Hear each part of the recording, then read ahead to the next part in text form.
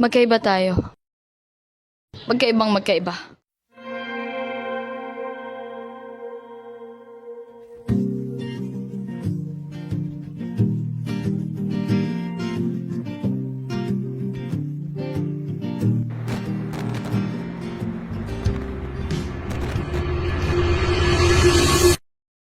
Paano?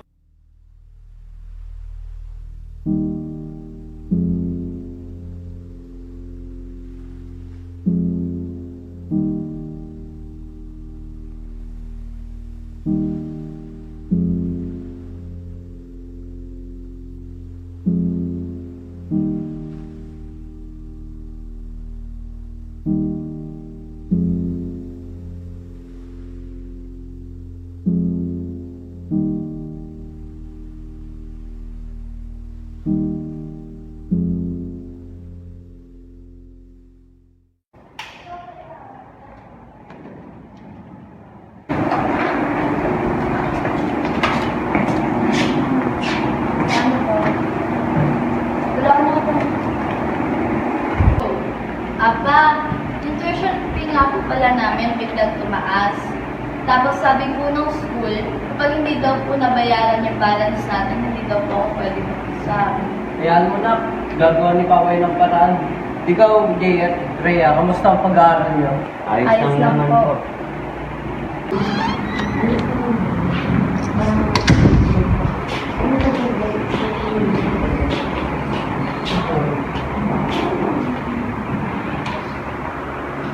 Nakapay, bukas mo ng radyo. Sige po.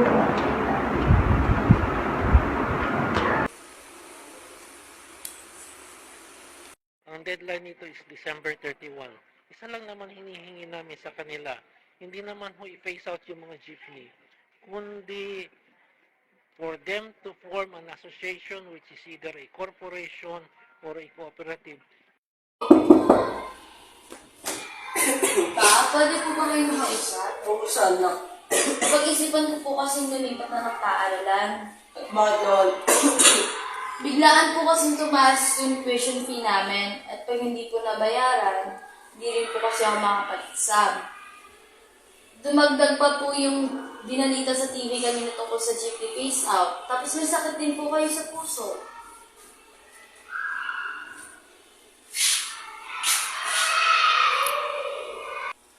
Naku, ito talaga anak ko. Hanggat nabubuhay ang gagawa ng paraan niya ni Papa.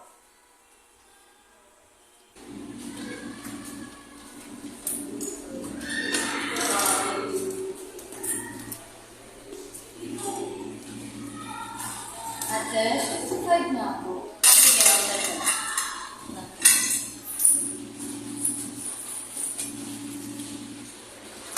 Open na.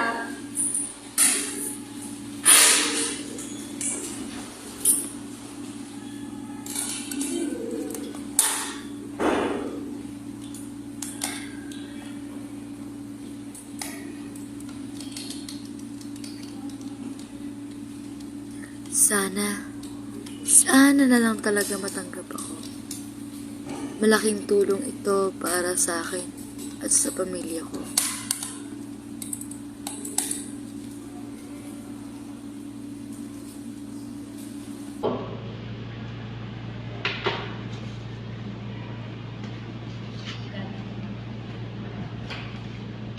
Nandiyan pa anak.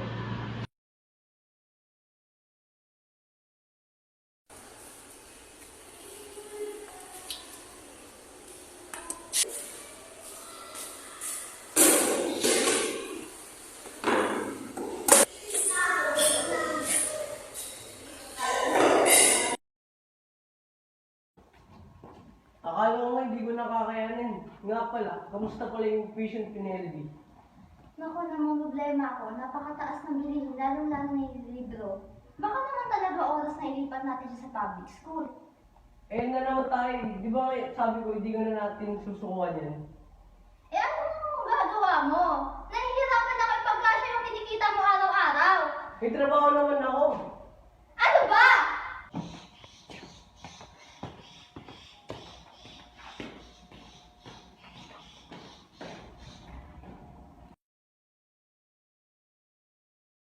Hindi mo sabi na. mawalan kami ng trabaho. Tama. No to jeepney face out. No to jeepney face out. No to jeepney face out. No to jeepney face out. What made you call me? I just thought if you can do something regarding this. May kalokohan ka bang ginawa? Hindi po, ma. May nakita po kasi nag-aaral pa uwi. Nakakaawa po kasi si... Ayesha, you know I have a busy schedule. I can't even take care of you. I don't have time for this. I'm sorry, Mom. It has always been like this. The inevitable cycle I've been suffering from since when I was a kid. A kid whose all wanted was attention from a mother. But why? Why do I feel so different? I've got luxury, I got things that people my age don't have. But why? Why do I feel something is missing? I tried to find and understand what was missing this time. I didn't think it was a love from my mother that was taken from me. My mother never paid attention to me. All I got were the words, I am busy. I never thought, were you doing well, hon? I envy those kids, those teenagers who are filled with love from their parents. I wonder, what is wrong with me?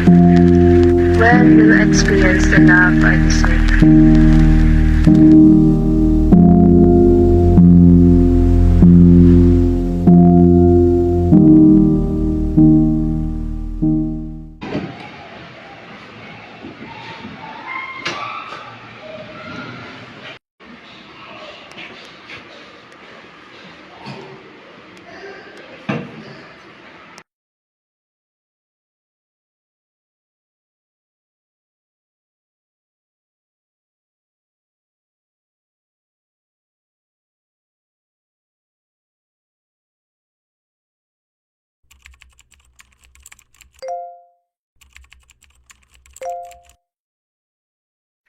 What if things were different? What if instead of her meeting other people for her job, she's at my flat, fixing my hair? I wanted to experience having lunch with her without cutting off because of her schedule. I just want to love with no exceptions.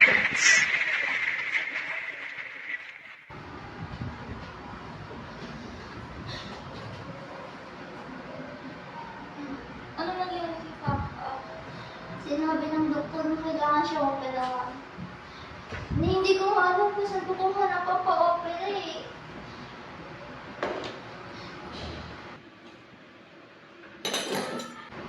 Nak, may sasabihin sa'yo si Nanay. Huwag sana magalit. Ano po yun, ma? Pero hindi ka na namin kayang pag-aralin. Yung tuition fee mo, yung pampa-opera pa ng tatay mo. Sana maintindihan mo. Ma, naiintindihan ko naman eh. Alam ko naman yung sitwasyon natin. Mas mahalaga naman yung buhay ni Papa kaysa sa pag-aaral ko. Pwede naman ako mag-aaral ulit eh.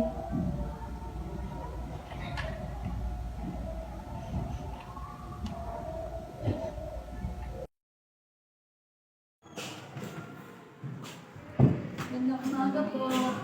Mag-a-apply po sana bilang waiter.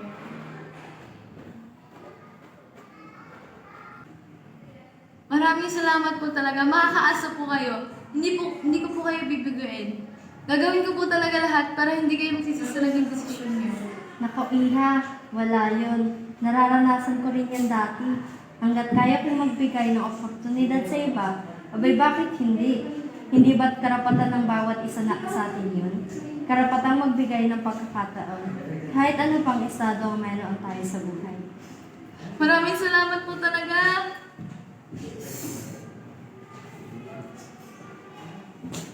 Kailan po pala ako magsisimula? Bukas. Sige po. Paalam po.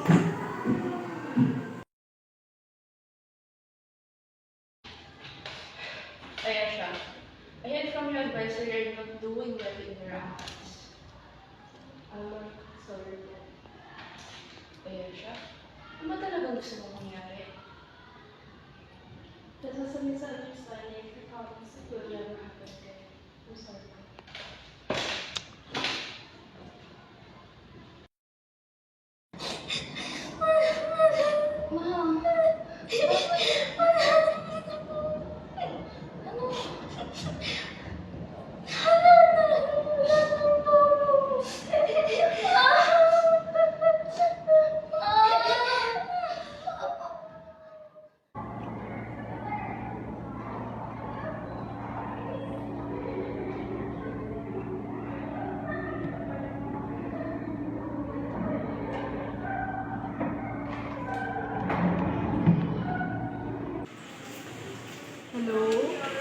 Hello? Miss po. Ako pwede po ba tayo magkita sa sa tapat ko ng school namin? Okay po, sige po. Text ko na lang po yung address.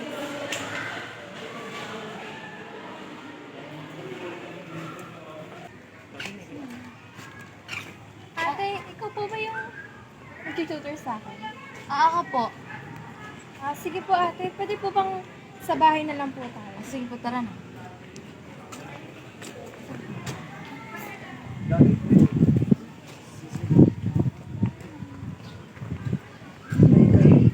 Two, three, go.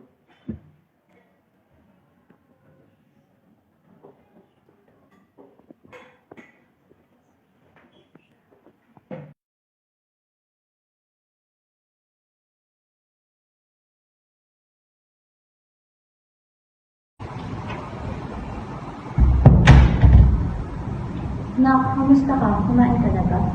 Okay lang po ako, ma. Kumain na po kayo? Oo na. Matutulog muna po ako.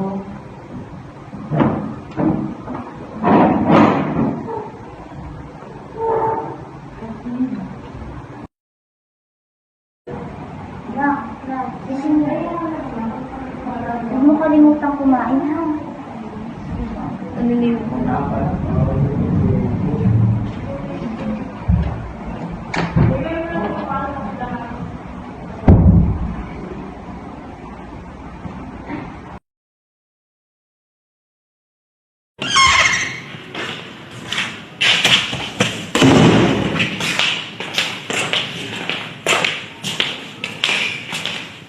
Hi, Mom.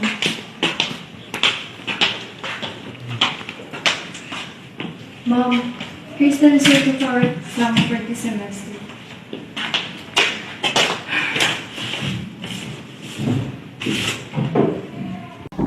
This is all you've got?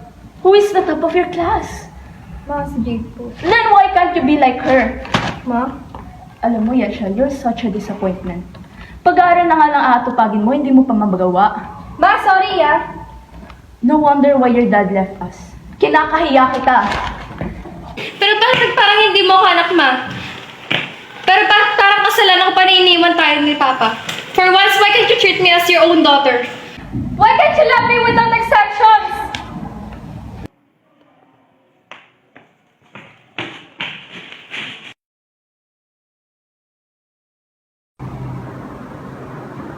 Ma'am, may gusto po sana ako sa inyo. Ano yun na? Gusto ko na po sanang ipagpatuloy yung pag-aaral ko, pero huwag po kayong mag-alala. Nagtatrabaho pa rin naman po ako. Nakahanap naman po ako ng part-time job na pwede. Nak, huwag mo na problemahin. May trabaho na ako. Hayaan mo at pagtutulungan natin yung gastusin dito sa bahay. Huwag kayong mag-alala, ma'am. Pag-iindihan ko po talaga. Ayesha went to take a nap, wishing she'd never wake up. Ayesha drifts off to deep sleep, awaiting her final peace.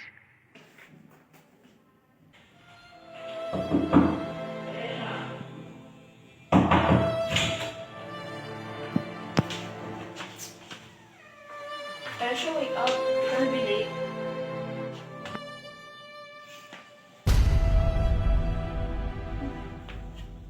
Ano to?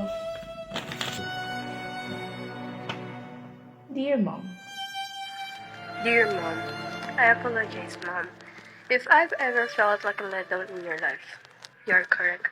I shouldn't have been born. Even my body is gone. My essence will endure and I'll be your side eternally. Please look at yourself, Mom. And you know that I love you eternally.